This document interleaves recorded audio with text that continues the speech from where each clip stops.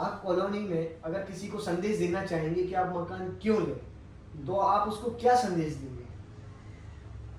मकान गोपाला श्रीनिवासम कॉलोनी में लेने के बहुत से कारण हैं। सबसे पहला कारण तो ये बोला जाएगा कि देखो ये कॉलोनी जो है ना सिटी से बिल्कुल नज़दीक है, सबसे पहली बात। दूसरी बात, आदमी ये चाहता है कि कॉलोनी कंजेस्टेड नहीं होना चाहिए। कहने का मतलब ये कि यदि व्यक्ति अपने घर के सामने 4 व्हीलर रखता है तो इजीली इतना स्पेस रहे कि आगे जाने वाला व्यक्ति इजीली अपनी 4 व्हीलर ले जाके और निकल सके। दूसरी बात, गार्डन की पर्याप्त व्यवस्था है, 24 घंटे सिक्योरिटी है, पूरी कॉलोनी सीसीटीवी कैमरे से लैस है, और है ना मेन गेट पर जो सिक्योरिटी है, मैंने ये देखा है कि कॉलोनी का कोई व्यक्ति कॉलोनी के बाहर चम्मच भी नहीं ले जा सकता, इतनी जबरदस्त वॉचिंग करके रखता है। तो ये अच्छा लगा। गेट लगभग 10% खुला रहता है, जिसमें अपने कुत्ते भी नहीं आ पाते, गाय भैंस भी नहीं आ पाती, तो ये भी बहुत अच्छा है। और सबसे बड़ी बात तो ये है कि एरिया 1080 है, लेकिन 1080 में जब व्यक्ति सामने से व्यू देखता है तो ये कहता है ये तो यार बहुत बड़ा बंगला है। क्यों? क्योंकि उसकी डिजाइन इस प्रकार से तैयार की गई है कि लगे कि जैसे बंगला जैसा है। तो मतलब जिसने भी ये नक्शा तैयार किया है भाई, वो तो मेरे घर के कार्यक्रम में तो जितने भी लोग आए वो घायल हो गए थे। ऐसी बात नहीं, हमारे उसमें कुछ दोस्तों के पापा इंजीनियर हैं, उन्होंने भी देख रहे नहीं यार कंस्ट्रक्शन बड़ा गजब का किया है, बहुत ही सुंदर नक्शा बनाया। हर व्यक्ति तो को मैंने यहाँ पे घर लेने की इच्छा है। किचन में आप खाना बनाते हो तो मेरी मम्मी कह रही थी कि बिल्कुल गर्मी नहीं लगती। ऊपर बेडरूम में आप सोते हो तो सुबह बिल्कुल जो सूर्य की पहली किरण आती है वो मेरे बेडरूम में आती है। और बाथरूम इतनी बड़ी बड़ी है, इतना स्पेस है उसमें कि बिल्कुल जैसे सफिशिएंट बाथरूम जैसी होनी चाहिए।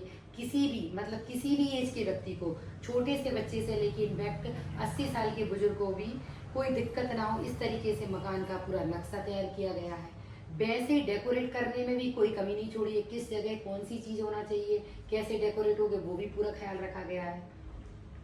एक भाई कंस्ट्रक्शन काम कर रहा है तो दूसरा उसको सजाने का काम कर रहा सजाने है। का काम और कर रहा है। दोनों तो भाइयों की जो अच्छी मेहनत टीम है वो बिल्कुल इतनी अच्छी है कि एक जितना वो उनको मजबूत बना रहा है तो उतने ही दूसरे भाई उसको बहुत अच्छे से सजा रहे हैं।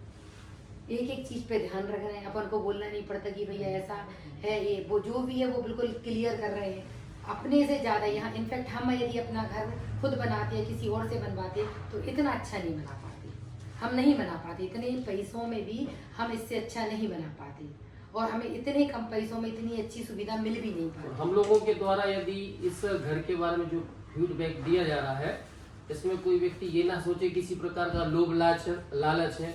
निस्संदेह ये आवाज जो निकल रही ना वो अंदर दिल से निकल रही है। और तो तब निकल रही है ये जब हमने 15 तारीख को अपना उद्घाटन किया तो हमारे यहाँ जितने रिलेटिव आए, कम से कम 400 साढ़े 400 के समथिंग हमारे रिलेटिव अपने पहचान वाले अपने मेजॉरिटी के हम दोनों के स्टाफ के आए, तो सबने कहा कि मैडम आपका घर एक नंबर है, सर आपका घर एक नंबर है। उसकी जो खुशी हुई है उसके कारण हमारी दीपावली इस बार की सबसे बेस्ट जा रही है। आज सर का बर्थडे है, लेकिन सर इतने खुश हैं, इतने खुश वो अपने पहले के बर्थडे में नहीं रहे, क्योंकि जब वो रिलेशन का फोन आता है कि यार आपका घर नहीं है बंगला है और उसमें इतना अपनत्व है, हर चीज इतनी अच्छी है, तो वो बहुत ज्यादा हमें खुशी हो रही है। क्योंकि व्यक्ति के जीवन में 2 महत्वपूर्ण कार्य होते हैं, एक होता है शादी अच्छी जगह और दूसरा मकान। जिंदगी में मकान एक ही बार बनता है और हमारा मकान नहीं, हमारा घर है जिसमें प्रेम है, सब समर्पण है, सब कुछ है, इसलिए है।